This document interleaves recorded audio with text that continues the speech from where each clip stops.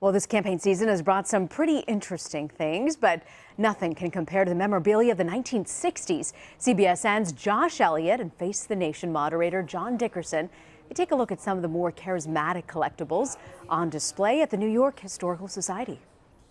Now, everybody should be knocking back as much Johnson juice as they possibly could. One could argue. Yes, exactly. Goldwater and Johnson juice, the best iteration of the man's last name. Goldwater's running against Governor Scranton from Pennsylvania, who is the moderate Republican trying to run against him. He does a terrible job at it.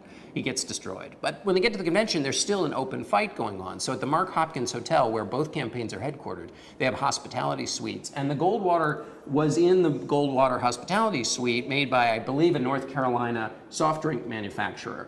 And it just shows you the level at which both parties were still competing for delegates. The Goldwater operation had this enormous sort of military-like process for tracking their delegates. They didn't want them to go over to Scranton. So they had to keep them, they had to watch them. They told some of them, watch out for the affections of single women who might be trying to sway you over the Scranton camp. I mean, so no detail was left undone. And when you were reclining in the large chair at the Mark Hopkins Hotel, you could have yourself a refreshing can of Goldwater. It is fair to say, as a candidate, the further you are from a commode, the better off you are. What's interesting here, I don't think you see this in 1952 or 56. The country is becoming a little more liberal in the way it talks about things. This is a novelty, jokey thing that might not be something you talk about at the dinner table, but it might be something that Martha gets on her 35th birthday from her wacky friend. And that would never have happened in 2 elections previous.